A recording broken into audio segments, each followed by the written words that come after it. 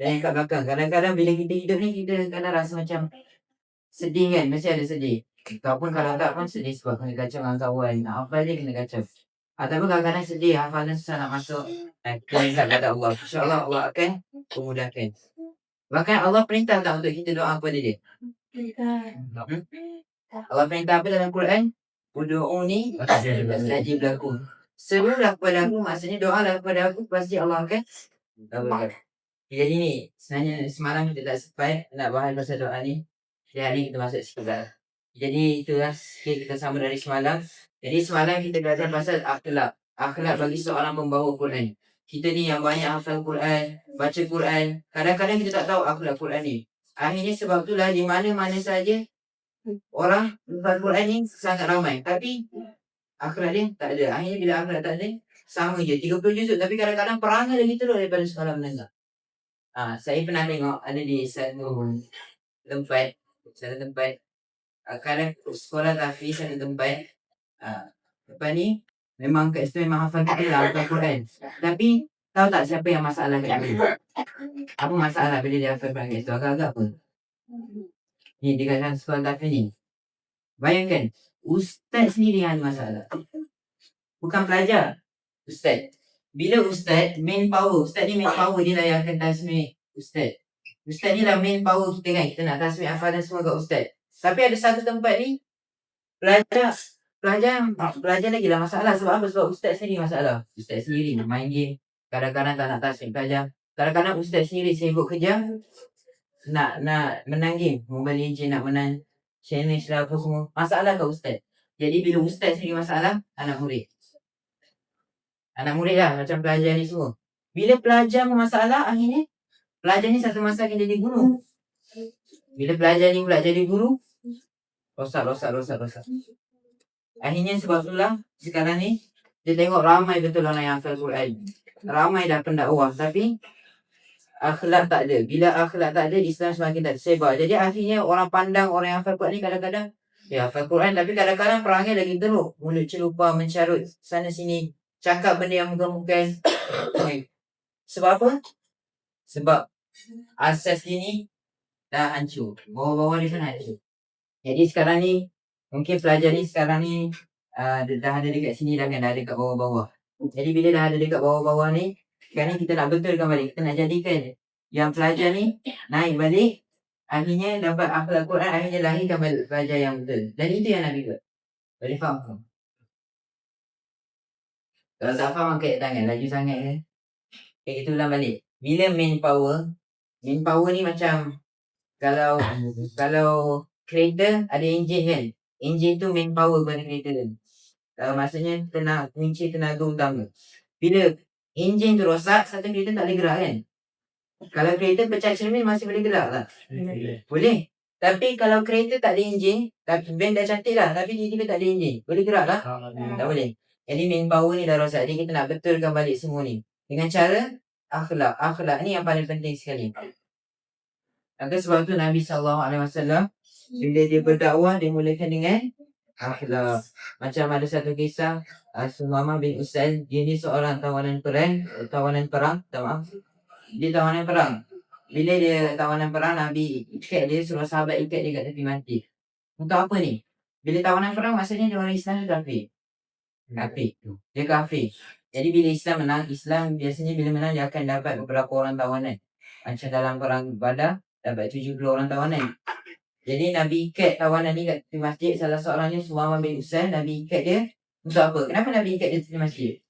Apa Nabi tak jadikan dia hamba abdi ke? Apa Nabi ikat dia kat tepi masjid? Cuba kita fikir. Kita menang satu fight. Kita menang orang tu. Agak-agak kita nak apa dari orang tu? Dia dengan cakap kita ke kita nak ikat dia? Mesti kita nak dia dengan cakap kita je lah. Kalau kita ikat buat apa kan? Tapi kenapa nak dengar cakap kita? Sebab minta maaf, kenapa nak ikat Nabi ikat di masjid? Sebab Nabi nak tunjukkan akhlak Nabi. Nabi solat 5 waktu semua. Akhirnya semua kali bila dia tengok akhlak Nabi, masuk Islam tak? Masuk.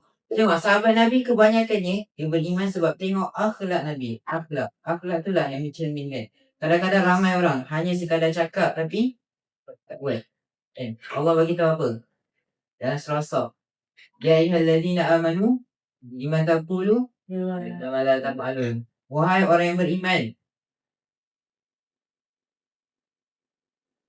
Wahai orang yang beriman. Kenapa kamu cakap benda yang kamu tak buat? Allah beritahu. Apa balasan bagi orang yang bila dia cakap, dia suruh orang tapi dia tak buat, apa balasan dia? Dia kena ayat terusnya. Apa ayat terusnya? Kabura maqtal. Kemurkaan Allah sangatlah besar. Kabura maqtan inda Allah. Ke mana kamu cakap tapi kamu tak buat. Jadi sebab tu kita belajar semalam, bila kita ada hamalatul Quran, kita baca semua, akhirnya kita kena apa? Amal kan? Kita belajar semalam. Jadi bila kita dah belajar tentang akhlak ni semua, kita dah berjaya perbaiki diri kita, kita dah lulus. Berapa syarat nak lulus hamalatul Quran semalam kita belajar? 5. Itu kita dah balik. Ingat lagi tak? Pertama,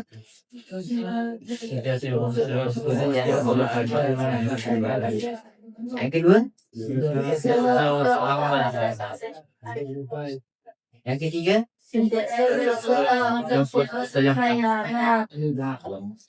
okey, sampai.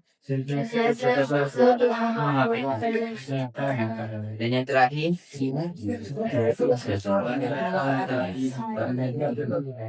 oh ni ada yang tak ada soalan. Nampak macam hari ni kurang sikit lah.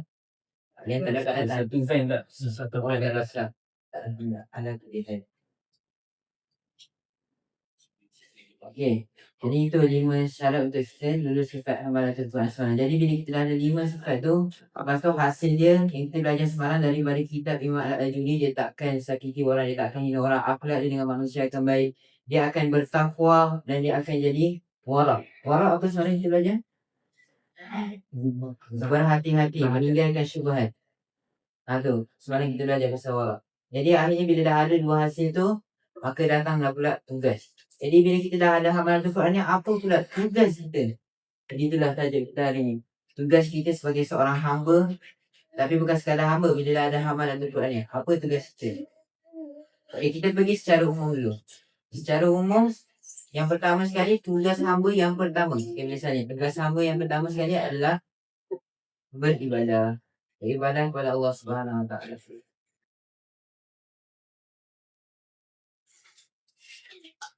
Okay, tugas hamba yang pertama adalah beribadah kepada Allah Subhanahu Wa Taala. Dalil ni mungkin kita biasa dengar. Wa ma khalaqtul jinna wal insa illa liya'budun. Surah apa? Jadi ayat 56. InsyaAllah. Barakallahu fiikum. Allah Subhanahu Wa Taala berfirman, A'udzubillahi minasyaitonir rajim, wa ma khalaqtul jinna wal insa illa liya'budun. Dan tidaklah aku menciptakan jin dan manusia ni melainkan untuk beribadah. Okey, kenapa dalam ayat ni timbul satu persoalan? Makhluk Allah ni ada banyak kan? Bukan setakat jin dan manusia, tapi ada para malaikat. Binatang kita tak kira lah sebab dia memang tak berakal. Jadi persoalannya, kenapa dalam ayat ni Allah tak masukkan wa ma khalaqtul jinna wal insa wal malaika? Kenapa Allah sebut wa ma khalaqtul jinna? Kenapa malaikat tak termasuk dalam ayat ni? Jawab. Malaikat ni je. Jawapan lain? Okey, kalau khalifah. Nanti kita akan bahas jadi. Okey, jadi Allah tak masukkan malaikat dalam ayat ni adalah sebab malaikat ni dia tak sama macam manusia dengan jin. Kalau manusia dengan jin ni dia ada fitrah. Apa fitrah dia? Manusia ni ada nafsu. Malaikat ada tak? Ada. Jadi sebab tu malaikat ni dia memang suci, dia memang sentiasa taat dia kan. Kita belajar hadis malam, allazi yaqra'ul Quran wa huwa mahirun ma'a safaratin kiramin bararah kan. Malaikat ni dia malaikat yang taat, malaikat yang sentiasa menerima wahyu, dia tak pernah ingkar langsung. Bahkan Allah bagi tahu dalam surah Tahrij kan, sifat malaikat ni, la ya'sunallah kama amarahu wa yaf'aluna ma yu'marun. Itu sifat malaikat ni, dia tak pernah langsung mengingkari perintah Allah. Bila diperintahkan kepada dia untuk buat apa dia ikut je. Ma'amarahum wa yaf'aluna ma yu'marun. Dan dia buat je segala apa yang Allah perintahkan. Dan itu sifat malaikat. Jadi manusia tak ada sifat ni. Jadi sebab tu dalam ayat ni Allah bagi tahu manusia dan jin saja. Sebab dua makhluk ni jugalah yang akan diuji, hanyalah dua makhluk ni saja. manusia. Okey, apa dalil? Manusia ni mesti akan diuji. Saya tahu, manusia ni mesti akan diuji. Ayat Quran. Di ayat Quran pun ada, hadis pun ada, tapi kita mulakan dengan ayat Quran. Ahasiban nas ayyakulu amanna wa hum la yuftanun. Surah Al-Ankabut ayat yang kedua. Allah beritahu, adakah kamu mengira, adakah manusia, Allah sebut jelas, ahasiban nas, adakah kamu manusia ni mengira bahawasanya dia akan dapat masuk ke syurga Allah dengan hanya dia berkata, dia kata yaqulu amanah, dia kata dia beriman, ni kan cukup. Wahum la yuftanun, sedangkan mereka belum diuji. Pasal ayat lepas Allah sambunglah, walaqad fatanna kaum-kaum terdahulu pun mereka diuji. Jadi sebab tu dalam kita beribadah kepada Allah Subhanahu Wa Taala,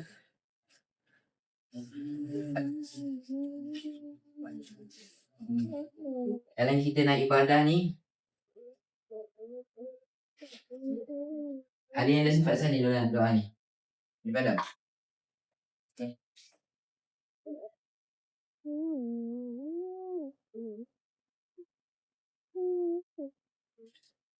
Okay, jadi dalam kita beribadah kepada Allah, ini kita ibadah, pasti akan datang apa? Ujian. Maka sebab tu Allah dah bagi tahu tujuan kita hidupkan ni adalah untuk beribadah. Tapi ada lagi satu ayat Allah ingatkan kita. So kadang-kadang manusia ni terleka daripada kebenaran. Jadi Allah dah itu, Allah perintah supaya terjemahan dia, wahai sekalian manusia, sembahlah Allah. Sembahlah Tuhan kamu. Surah apa? Ya ayuhanas ubudu rabbakum alladhi khalaqakum. Kata surah Nisa ni, surah Al-Baqarah. Ya ayuhanas. Kalau surah An-Nisa, ya ayuhannas tattaqullah. Surah Al-Baqarah, ya ayuhannas ubudu rabbakum alladhi khalaqakum walladzina min qablikum la'allakum tattaqun. Surah Al-Baqarah ayat 1 pada sini.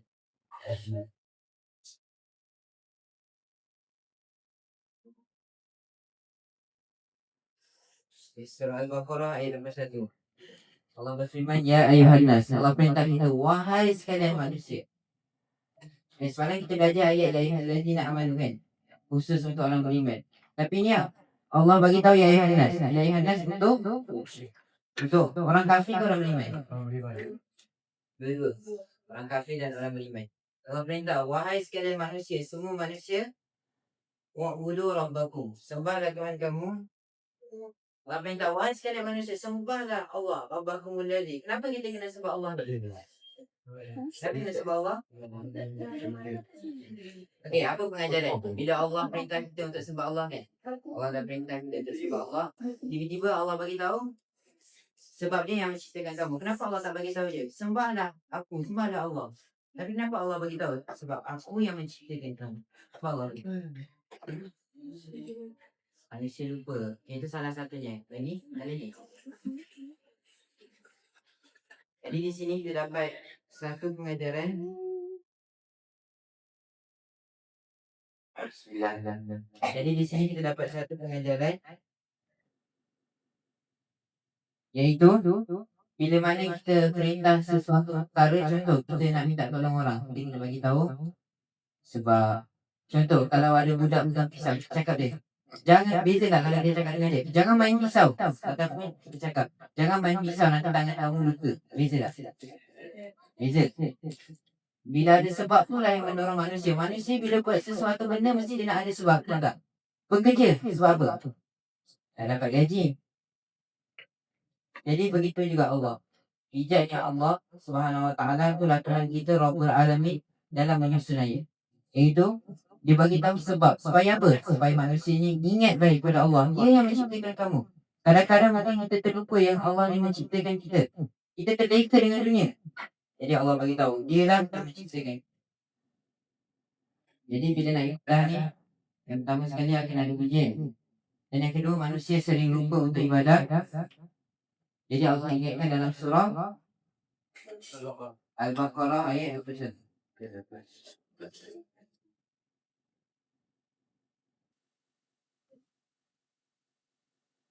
manusia ni selalu lupa.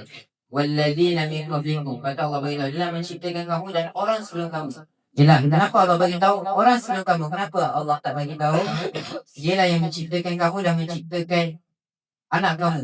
Dialah yang menciptakan kawan kamu. Tapi kenapa Allah sebut min qablikum, orang sebelum kamu? Boleh faham soalan? Saya ulang balik. Kenapa dalam ayat ini Allah sebut yang pertama apa? Dia yang menciptakan kita manusia. Tapi dia tambah lagi min qablikum dan orang sebelum kamu. Kenapa dia tambah? Dan kalau dia tambah, kenapa dia tambah orang sebelum kamu? Kenapa dia tak tambah? Dan dia lah yang menciptakan kawan kamu. Dan dia lah yang menciptakan harta kamu. Dia lah yang menciptakan kamu. Tapi kenapa Allah sebut min qablikum, orang sebelum kamu? Kenapa? Inilah dipanggil tadabbur. Kita kena berfikir setiap ayat ni. Kenapa Allah beritahu macam ni? Mesti ada hikmah. Kenapa? Saya dapat jawab. Kalau dapat jawab, dapat pahala. Okay. Apalah, dia beritahu nanti mungkin balik. Kita try tanya balik soalan. Boleh? Jadi sebenarnya Allah beritahu min qablikum, orang sebelum kamu adalah sebab kadang-kadang kita manusia ni kita fikir mak kita yang lahirkan kita kan. Mak kita yang lahirkan kita. Jadi kita ingat macam okey, aku baru mak ayah kita je. Jadi Allah nak ingatkan, Allah lah yang menciptakan mak ayah kamu juga. Mak ayah kamu tu yang lahirkan kamu. Nenek kamu, Allah juga yang ciptakan. Jadi Allah nak ingatkan manusia. Memang asalnya penciptaan kamu ni adalah daripada Allah Subhanahu Wa Taala. Pasal apa tujuan Allah ciptakan kita ni? Yang pertama sekali beribadah. Tapi apa hasil daripada ibadah ni? Sama ayat tadi, min qablikum la'allakum tattaqun, supaya kamu bertakwa. Bertakwa inilah hasil ibadah dan hasil apa? Kita belajar salah. Hasil ibadah dan hasil apa semalam kita belajar? Akhlak amalatul Quran. Akhlak seorang pembawa Al-Quran.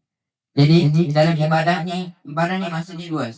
Dalam ibadah ni merangkumi lah akhlak, tauhid, semua merangkumi dalam ni.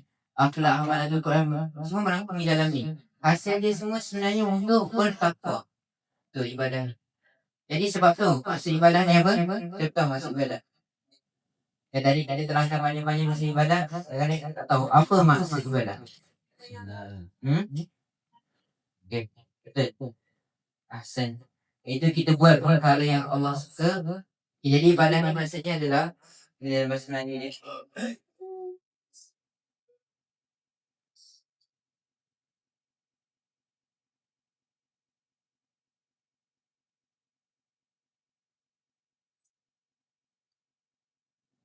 jadi ibadah ni adalah semua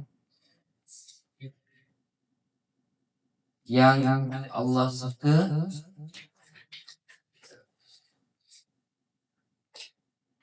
dan redha.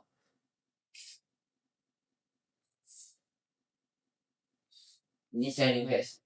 Kalau nak tambah lagi dari segi zahir dan hati. Jadi ibadah ni adalah semua yang Allah suka dan Allah redha. Jadi kadang-kadang kita main bola boleh tak jadi ibadah? Dengan cara apa? Dengan cara apa kita main bola boleh jadi ibadah? Dengan kita macam mana tu main bola ingat Allah? Tak. Jujur lah, kalau saya main bola susah sikit ingat Allah. Macam mana tu main bola seorang nak ingat Allah? Macam mana tu?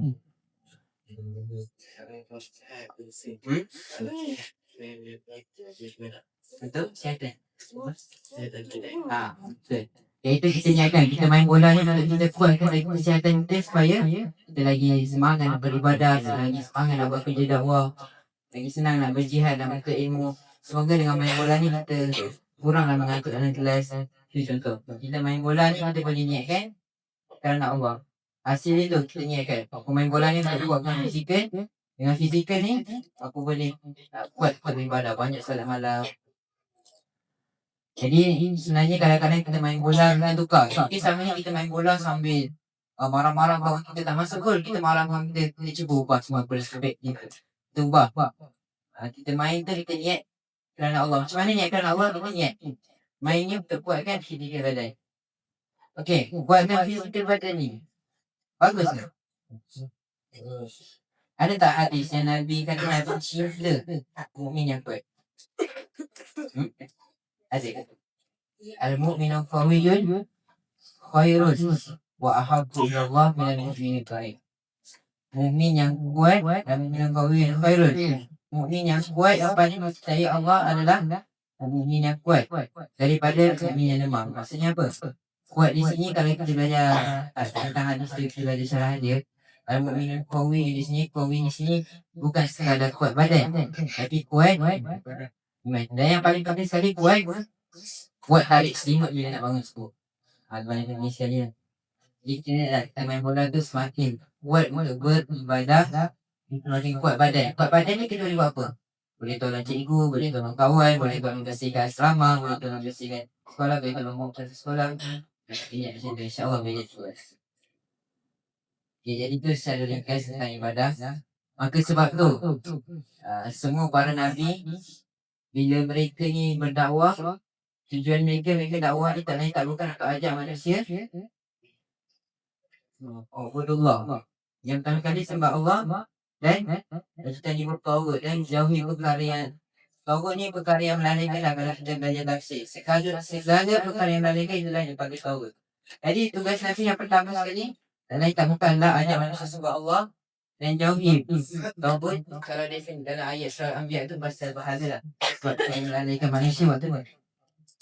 Daripada dua tu kita nak ke mana? Ubudullah wa ijtanibu tawud. Dua ni untuk bawa ke mana? Ya? Ke syurga. Kita nak ke syurga. Okey tu tugas hamba yang pertama. Jadi hari ini tugas hamba ni ada banyak tapi saya simpulkan sebenarnya ada 4. Yang pertama sekali adalah ibadah.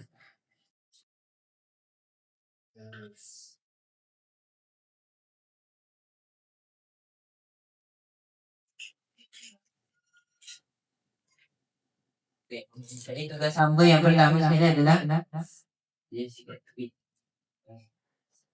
ibadah. Dan yang kedua adalah yang kedua. Kalau kita sebagai lelaki ni dan setiap manusia, tugasnya yang kedua adalah menjadi khalifah. Apa maksud khalifah? Mana asalnya khalifah ni maksudnya adalah pengganti. Mana asalnya? Pengganti. Pengganti kepada apa ni? Pengganti kepada apa? Iaitu pengganti kepada Nabi. Maksudnya pengganti penerus generasi dakwah Nabi. Macam tu sebab tu kalau zaman dulu Abu Bakar dipanggil Khalifah Abu Bakar, Khalifah Rasyidin, Umar Khalifah, Umar semua dipanggil dengan Khalifah. Sebab apa? Mereka ni adalah pengganti kepada kepimpinan Islam tu. Jadi pengganti kalau nak sama pengganti. Itulah tajuk yang dalam banyak-banyak tu saya masukkan.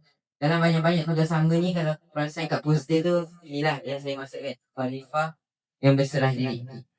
Sebab apa? Sebab dalam banyak-banyak ni. Sebab dalam banyak-banyak tugas hamba ni yang manusia tak perasan tugas dia adalah sebagai khalifah zaman sekarang ni. Terutamanya kita yang lain tu. Ramai yang tak perasan tugas kita sebenarnya adalah sebagai khalifah. Pemimpin. Pemimpin kepada apa? Adakah sebagai ketua sekolah? Ketua negara tak umum. Kita juga mungkin kadang-kadang kita tak perasan ya, aku ni orang biasa je, bukan pemimpin pada siapa-siapa pun, aku tak memimpin sekolah, bukan ketua kelas. Tak. Kita semua sebagai lelaki adalah khalifah, pemimpin apa ni? Kalau tak pemimpin yang ada jawatan, kita semua walaupun dari jawatan kita ada jawatan dia ketua kelas kita, semua sekali adalah pemimpin kepada diri sendiri. Siapa faham maksud pemimpin kepada diri sendiri? Betul, maksudnya kita menjaga diri kita. Dari diri kita ni lah kita mendorong apa yang kita nak buat. Maksudnya apa? Daripada diri kita ni, kita sendiri yang kawal. Kita pimpin diri kita nak masuk ke syurga ke neraka. Kalau syurga apa flow dia? Apa jalannya syurga ni? Amalatul Quran, kita belajar semalam kan, kita penghafal Quran. Tengok, kita belajar Quran ni saja banyak cara untuk kita masuk ke syurga Allah. Soalnya diri kita juga boleh memimpin kita ke neraka. Jadi kita tak nak diri kita masuk neraka, maka sebab tu kita kena tahu macam mana kita nak jadi khalifah yang terbaik. Jadi sebab tu kalau kita balik lagi. Fikir balik. Ada orang kata, kenapa buat macam ni? Kenapa buat macam tu macam ni? Macam contoh dia buat jahat kan? Bila kita tanya dia, kenapa kau buat jahat? Agak-agak dia jawab. Saya nafsu aku tak boleh tahan lah semua. Dia salahkan nafsu kan? Ramai orang bila dia buat jahat, dia salahkan. Aku tak boleh kawal nafsu aku lah semua. Jadi sebenarnya, siapa yang memimpin diri kita ketika tu? Nafsu ke diri kita? Jadi sepatutnya kita yang memimpin nafsu kita tu. Kita yang kena kawal nafsu kita tu. Macam mana cara nak kawal nafsu? Macam mana cara?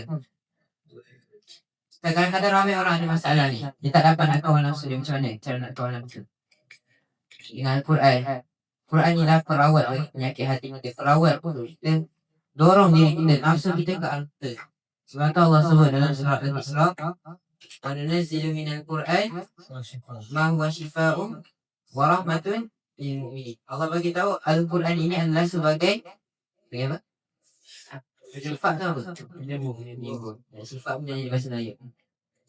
Wa nunazzilu minal Quran ma huwa shifaa'un wa rahmatun. Apa maksud rahmat? Rahmat ni bahasa Arab yang tapi dari Melayu kan? Apa bahasa Arab? Sejahtera. Ada jawapan lain? Ya, nak cepat lebih kurang cepat. Rahman ni adalah kasih sayang. Sebab tu, kita biasa dengar tak, Nabi ni rahmatul lil alamin. Biasa dengar tak? Rahmatul lil alamin. Nabi ni sebagai rahmatul lil alamin. Kalau kita belajar apa-apa mungkin, kalau kita belajar ilmu agama apa atau kita Al-Quran ada ayat. Wa ma arsalna min qablika. Tak ingat ayat ni tapi minum dia rahmatan lil alamin.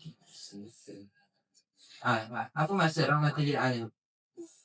Rahmat bagi sekalian alam. Macam mana tu?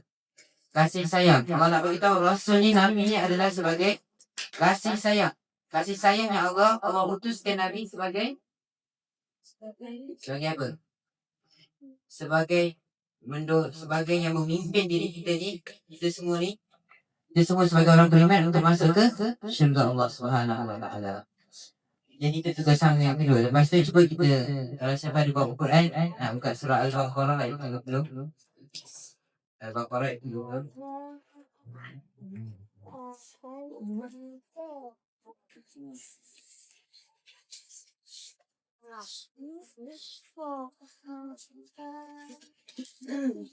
Ayat tadi ni, wa ma arsalnaka illa rahmatan lil alamin. Surah Al-Anbiya.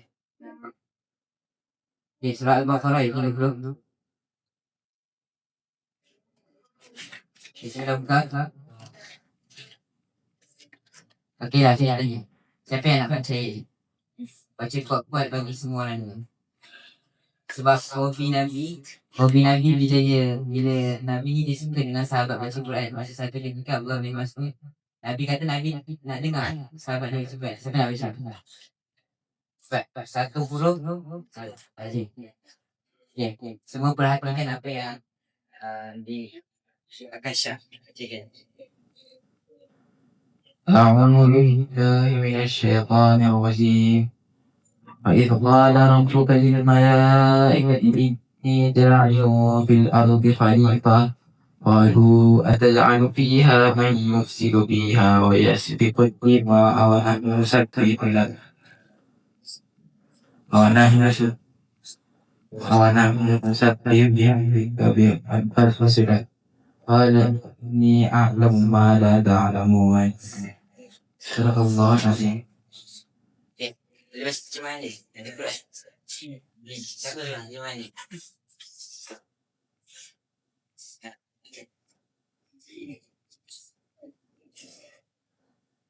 Dan ingatlah ketika Tuhanmu berfirman pada para malaikat, sesungguhnya aku hendak menjadikan khalifah di bumi. Mereka berkata, apakah kau hendak menjadikan orang yang merusak dan menumpahkan darah di bumi, sedangkan kami bertasbih memujimu dan menyucikan namamu? Dia berfirman, sesungguhnya aku mengetahui apa yang tidak kamu ketahui. Masya Allah. Kami kita cakapkan dua adik abang tadi. Ahsantum. Sama-sama ahsantum. Masya Allah. Barakallahu. Okay, satu lagi. Siapa yang faham dari ayat ni lagi menjadi? Tak apa, tak bahas gaya. Okey, Allah SWT berfirman sebagaimana yang adik Akasha baca tadi. Dan siapa nama dia? Ansarullah, Masya Allah. Sedap nama, penolong agama Allah. Okey, Allah bagi tahu ketika mana Allah berfirman, ketika mana wa izqala. Dan ingatlah ketika mana Tuhanmu iaitu Allah berfirman kepada malaikat. Itu Allah kata apa kepada malaikat? Inni ja'ilun fil ardi khalifah. Itu Allah bagi tahu kepada malaikat yang Allah ciptakan manusia di atas muka bumi ni sebagai khalifah. Siapa faham maksud ini? Okey, waktu ni Allah jadikan Nabi Adam ni. Ada ayat pasal sama Nabi tadi. Jadi malaikat ni Allah nak bagi tahu kepada para malaikat yang Allah menciptakan manusia ni iaitu Nabi Adam ni, dan seterusnya generasi seterusnya manusia ni adalah sebagai khalifah, sebagai pemimpin. Tapi di sini timbul satu persoalan. Malaikat tanya, kenapa kau jadikan manusia ni yang jadi khalifah? So manusia ni kan, kalau ada ja'al fiha ma yusri fiha. Manusia ni kan terosak kadang-kadang kan. Tak jaga akhlak, kadang-kadang manusia ni membunuh, kadang-kadang pemimpin kan sekarang. Banyak rasuah kan. Kadang-kadang kita sebagai ketua kelas tak adil, kita bayar dengan kawan kita. Manusia ni kan perosak. Malaikat dia tanya. Lepas tu isteri berdimak menumpahkan darah kan. Bunuh sana sini. Sekarang ni banyak kan dekat luar negara. Bunuh diri pun banyak dekat Malaysia sendiri. Sedangkan lepas tu malaikat kata, wa nahnu nusabbihu bihamdika wa nuqaddisu lak. Sedangkan kami ni bertasbih hanya kepada engkau tak henti. Malaikat ni kan dia taat daripada Allah kan. Dia taat tanpa henti. Dia taat daripada Allah. Apa yang Allah suruh dia buat je. Nuqaddisu lak. Malaikat kata, kami ni kan mensucikan kamu. Jadi malaikat ni tertanya-tanya lah. Dia kata, kenapa Allah jadikan manusia ni sebagai pemimpin di atas bumi? Kenapa tak malaikat? Kata malaikat kata, kita orang ni kan suci. Kita orang ni kan sentiasa taat. Tapi kenapa kamu pilih manusia juga sebagai khalifah? Okey, siapa boleh jawab? Kenapa Allah tak jadikan malaikat sebagai khalifah di atas bumi ni? Jadi kita fikir secara logik lah. Kenapa tak? Kenapa tak malaikat sebagai? So kita bayangkan kat bumi ni malaikat sebagai pemimpin sekarang. Agak-agak apa jadi? Dia siapa lah nak dengar cakap malaikat? Sebab apa? Nanti kita bagi alasan. Manusia ni kan dia suka bagi alasan kan. Allah beritahu dalam surah Al-Ma'arij, Inna lisana kulika halwa. Manusia ni berkeluh kesah. Apa-apa pun dia mesti ada alasan dia. Manusia ni. Jadi bila Allah jadikan bayangkanlah kalau sekali malaikat pemimpin kita. Agak-agak kita nak dengar. Kenapa kita tak nak dengar? Malaikat tak sama dengan kita kan. Malaikat ni dia lain, taraf dia tinggi. Jadi kita bagilah alasan dia. Apa nak tak malaikat dia ni suci, dia memang taat daripada Allah. Jadi di sini kita dapat lihat adilnya Allah. Kat bumi pemimpin dia pun daripada penduduk tempatan sendiri, iaitu manusia. Macam kita lah kan pergi ke satu kampung, ketua dia mesti orang kampung tu sendiri kan. Ada ke kita pergi Kelantan, lepas tu ketua kampung dia orang Cina, daripada dia duduk Cina tapi dia ketua kampung kat Kelantan tu? Ada ke? Tak ada, jauh lah. Jadi sebab tu lah Allah bagi tahu dalam ayat ni, Allah rakamkan kisah ni supaya Allah nak bagi tahu tugas manusia juga, tugas kita sebagai seorang hamba juga adalah sebagai khalifah di atas muka bumi ni. Lepas tu hujung ayat tu Allah bagi tahu, qala inni a'lamu ma la ta'lamun.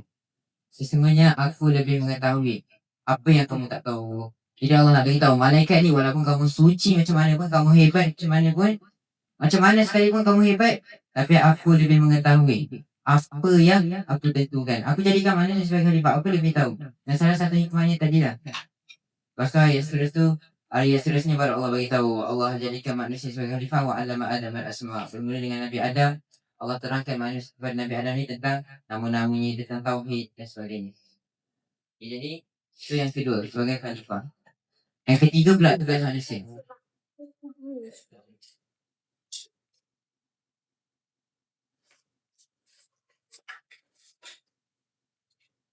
Okay, tugas kita sebagai hamba yang ketiga. Ini paling penting. Dalam ramai tak perasan, itu dakwah. Okay, kenapa dakwah? Okay, sebab manusia mula-mula tugas dia adalah untuk kita beribadah. Ibadah ni umum. Salah satunya adalah ilmu. Kita belajar semua ni, ilmu tak? Ilmu. Apa maksud ilmu? Berasal daripada perkataan alama. Ya, alama. Apa maksud dia? Mengetahui, betul. Pengetahuan lah. Bahasa Melayu ni banyak diambil daripada bahasa Arab. Jadi buktilah bahasa Arab ni bahasa yang paling hebat. Dan semalam kita belajar dalam surah Yusuf kan. Quran ni keluarkan dalam bahasa Arab. Okey. Jadi dalam ibadah ni banyak. Solat, puasa, zakat. Kita taat, kita jaga akhlak kita, kita tak buli kawan. Kita main bola, kita tak mencarut. Semua, banyak benda. Semua yang Allah suka tadi. Ibadah. Salah satunya adalah menuntut ilmu. Bahkan menuntut ilmu ni, ibadah dia sangatlah besar. Siapa tahu, kalau kita kat majlis ilmu macam sekarang ni, apa ganjaran ni? Dinaungi oleh para malaikat. Dan bahkan Allah puji orang yang berilmu ni. Dalam surah Mujadilah ayat 11. Walladzina utul ilma darajat. Itu orang yang berilmu ni dinaikkan darjat dia tak sama dengan orang biasa. Jadi bila dah ada ilmu tu, salah satu ilmu yang sangat penting yang pertama sekali adalah untuk kita menjadi khalifah di atas muka bumi. Ini yang ramai orang terlepas pandang. Nak jadi khalifah ni kena ada ilmu. Apa-apa pun yang paling penting sekali adalah ilmu. Sebab khalifah ni dia sangat memerlukan ilmu. Kita nak pimpin diri kita ke arah yang betul, kita perlukan ilmu. Ilmu yang sangat banyak. Jadi sebab tu sekarang ni kita banyak belajar ilmu. Tapi tak cukup sekali ilmu. Kita dah dapat ilmu, kita dah belajar macam-macam ayat Quran. Adakah kita stop? Okey, aku dah dapat ilmu. Dapat ilmu, aku amalkan. Adakah tugas kita sebagai hamba Allah terhenti kat situ? Tidak. Ya, apa tugasnya Ustaz? Dakwah. Sebab semalam kita belajar soal As. Kita dah ulang banyak kali ayat ni. Illal ladzina amanu wa amilus solihat wa tawassaw bil sabr. Jadi yang ketiga sekali adalah dakwah. Sebab bila kita tak dakwah orang, dakwah ni dia merangkumi dua ni dan banyaklah dalam ibadah ni banyak. Jadi bila kita jumpa orang, bila kita tak dakwah, akhirnya dua benda ni tak ada. Bila dua ni tak ada, macam mana ketiga ni kita nak dapat? Kan, betul tak? Kadang-kadang kita jumpa orang luar, kawan kita. Cuba kita tanya dia, apa maksud ibadah? Apa tu ibadah tu? Kadang-kadang ramai masyarakat kat luar sana tak tahu. Jadi saya ingin wasiatkan kepada diri saya dan kepada semua yang mendengar, yang menonton, ibu-ibu, ayah-ayah, abang, adik-adik semua dekat belakang semua, supaya bila dengar ni, kita sampaikan. Kan semalam kita belajar hadis, sampaikan dari kurang sesuai. Macam-macam kita belajar dakwah. Bahkan saya highlightkan kat dakwah juga sebab dakwah ni adalah tugas hamba yang paling mulia. Dalam banyak-banyak pekerjaan. Kita kerja kat Petronas ke, kita kerja sebagai penjual Tesla ke, kita kerja sebagai penjual emas ke, kita bekerja sebagai bos terbesar, syarikat besar, ada 2 menara, 4 menara. Tak. Ada kerja yang lagi mulia. Apakah kerja tu? Dakwah. Tu tugas hamba yang paling mulia. Dakwah. Sebab tu saya highlightkan. Cuba semua ada Quran kan? Cuba buka surah Fussilat ayat 23.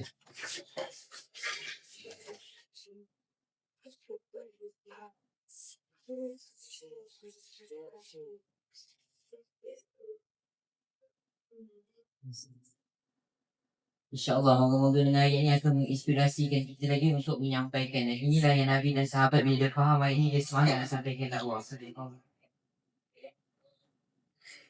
Okey, Allah SWT berfirman, kita dah buka kan?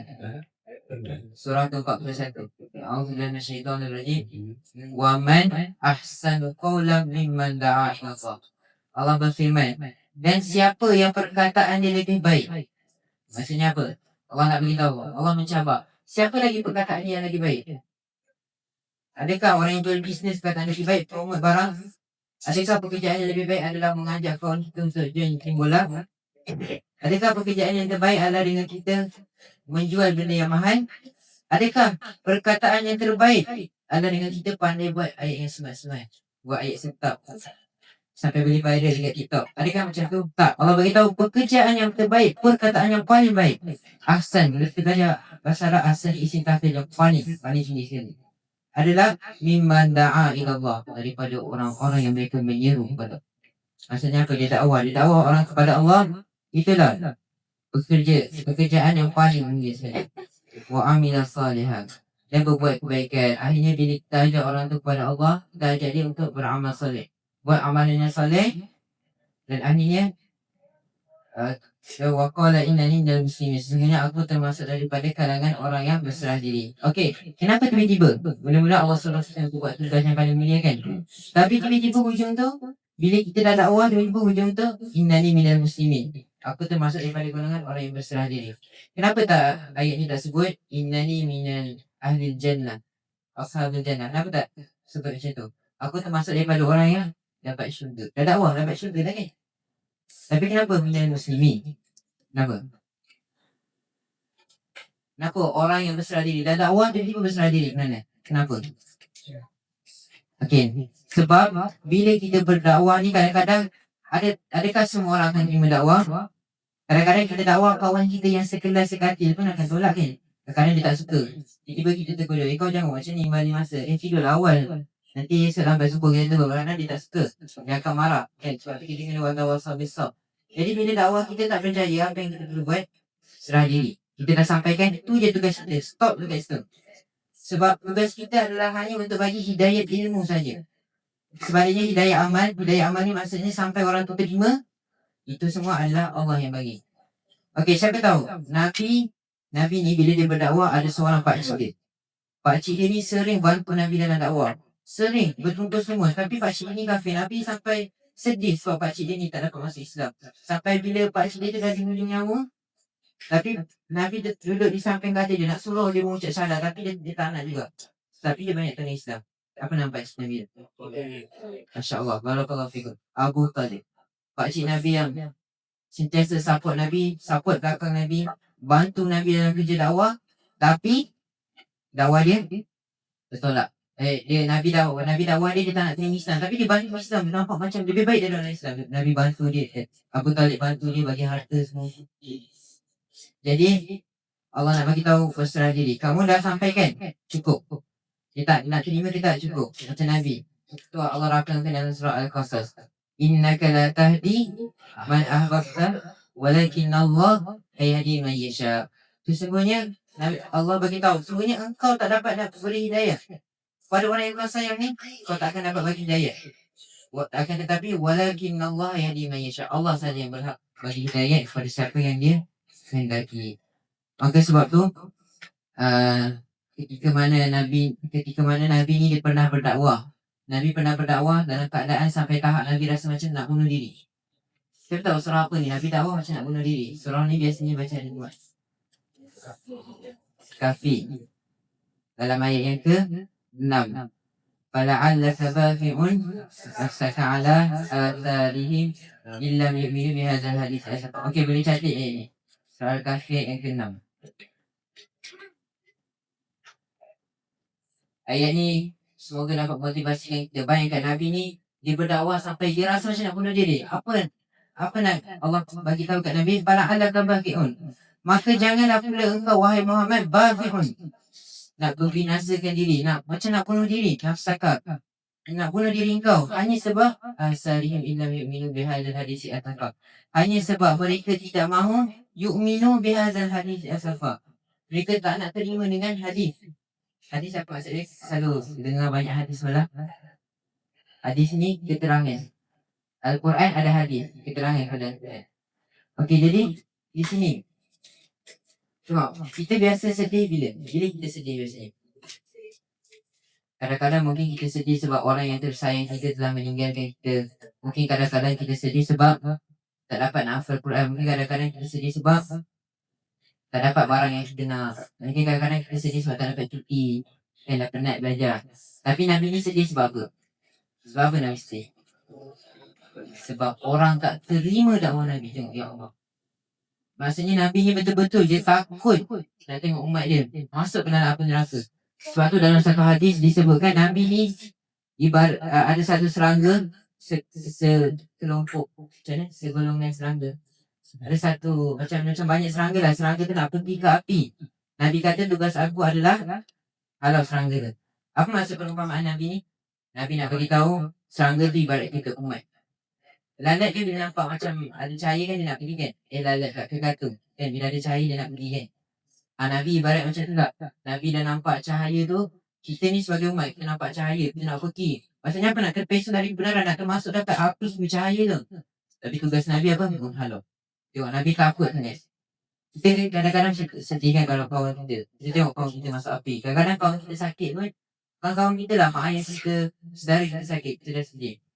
Tapi Nabi dia boleh sedih sebab takut umat dia masuk ke neraka. Sebab tu Nabi SAW bersungguh-sungguh menjalankan tugas yang paling mulia ni. Yalah, bila tugas mulia kita nak buat sungguh-sungguh tak? Macam kita diberikan tugas untuk main game Mobile Legends menang satu challenge. Wakil Malaysia, nak buat sungguh-sungguh tak? Main bola, wakil Malaysia, nak buat sungguh-sungguh tak? Nak banggakan negara. Tapi Nabi ni nak apa ni? Nak banggakan umat dia supaya umat dia. Subhanallah, hebat Nabi SAW. Dan akhirnya yang keempat ni, yang ramai orang tak dapat, itu kita nak daripada tiga ni dah dakwah semua, kita nak jadikan diri kita ni ada satu sifat. Selain daripada hafal Quran, kita nak tanamkan dalam diri kita ni satu sifat, iaitu bukan sekadar hamba, tapi hamba yang penyayang. Ibadur Rahman.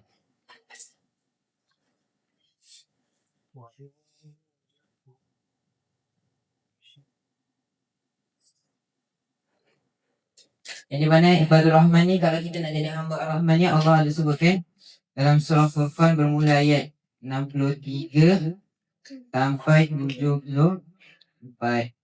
Okay. Dalam surah Furqan.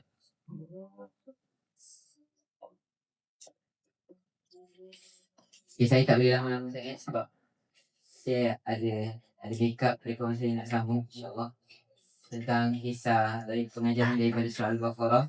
Bagi kita bila dakwah ni istiqamah, untuk ilmu istiqamah, insyaAllah. Jadi kita bukan sekadar nak jadi hamba yang biasa-biasa. Kalau kita diberi peluang nak jadi orang biasa ke, contohlah orang bagi kita pilihan free, nak jadi pelajar biasa ke nak jadi top student, nak jadi student biasa ke top student. Kenapa nak jadi top student? Top student ni lah yang membanggakan sekolah, yang guru selalu puji, yang memang pihak atas selalu nampak. Biasanya macam tu. Jadi kita nak jadi hamba yang bukan biasa-biasa. Kita nak gabungkan. Kita jadi hamba yang Ar-Rahman.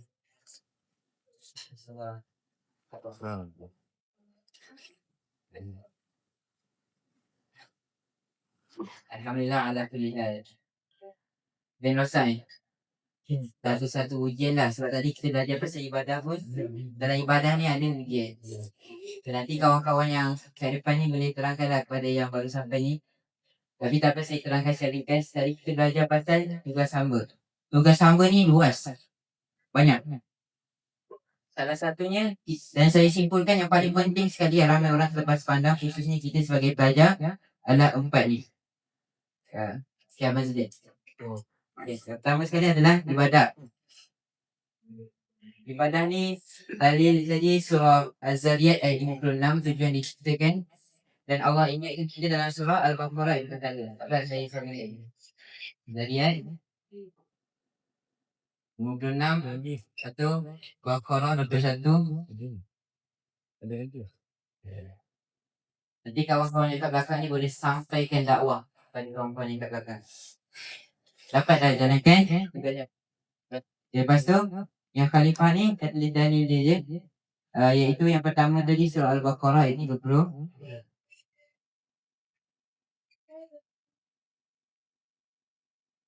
Lepas tu apa lagi tadi dalil yang kita belajar? Presiden dakwah. Baqarah 30 lepas ni. Bisa ringkas tadi khalifah. Lepas tu dakwah. Dakwah ni banyak dalil.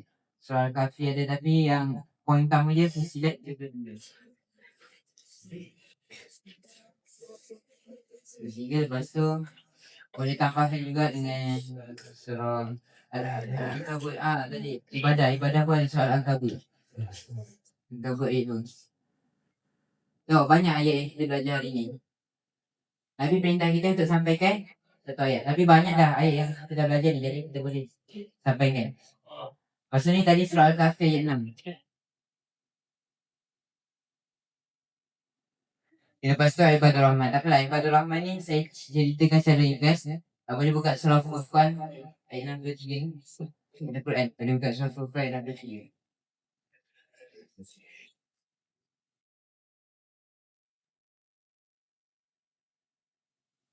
Ya, Allah beritahu wa Ibadur Rahman, dan hamba-hamba Allah Ar-Rahman yang penyayang. Okey, jadi kenapa Allah tak sebut wa ibadullah, hamba-hamba Allah? Kenapa Allah sebut Ibadur Rahman? Kenapa? Nampak? Okay, kenapa kat sini Allah sebut hamba Allah Ar-Rahman? Kenapa?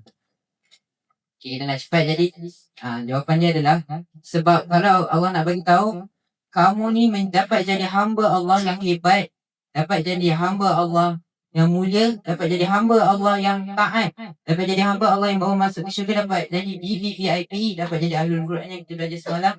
Semuanya sebab Allah ni Ar-Rahman. Sifat Allah Ar-Rahman. Allah Maha Penyayang. Sebab itulah kamu dapat jadi ibadur Rahman. Kamu dapat jadi ibadur Rahman disebabkan Ar-Rahman ya Allah. Allah ni Maha Penyayang. Yang kita ulang dalam surah Al-Fatihah setiap kali solat. Jadi secara ringkasnya ciri-ciri ibadur Rahman ni adalah allazina yamshuna 'alal ardi hauna.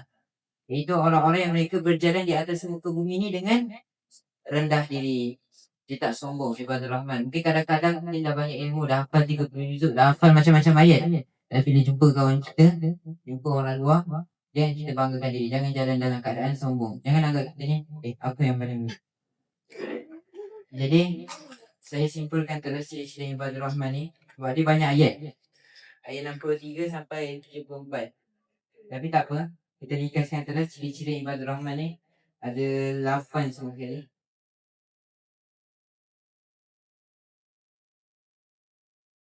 Kita pakai mic boleh dengar kan? Boleh. Ciri-ciri ibadur Rahman. Yang pertama sekali adalah tak sombong yang kita dalam ayat tadi.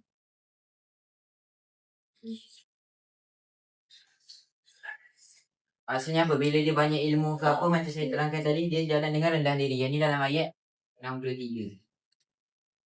Okay, lepas tu, yang kedua. Yang kedua ni pun dalam ayat 63 ni pula, iaitu bila orang jahil jumpa dia, dia bagi salam. Maksudnya apa? Dia bagi salam kat semua orang. Saya bahkan salam lah. Yang kita ada hadis kan, Afshus salam. Ataupun ada juga hadis, wa taqra'us salam ala man arafta wa man lam ta'rif. Sebarkan salam. Okay, kemudian yang ketiga adalah dia bangun malam. Ni ayat 64, bangun malam. Ciri-ciri ibadur Rahman.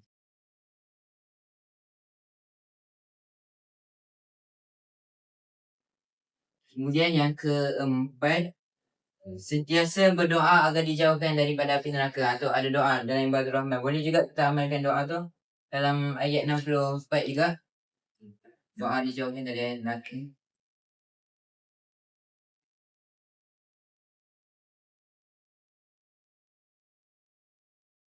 Jadi hari ni kita ambil lambat sikit, tak apa kan? Sebab tadi ada setengah jam masalah teknikal.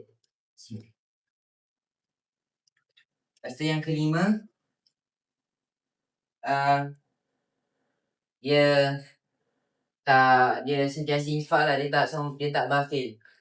Jadi kita tulis dekat sini ringankan suka bersedekah, ringan. Inilah senang, suka berinfak lah, suka berinfak tak balik.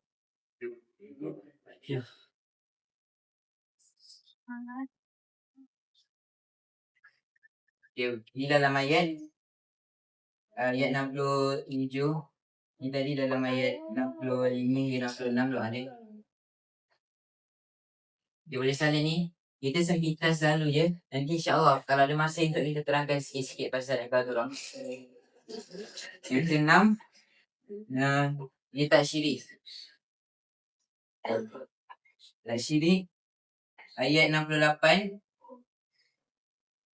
67. Lepas tu yang ke-7. Padam sikit.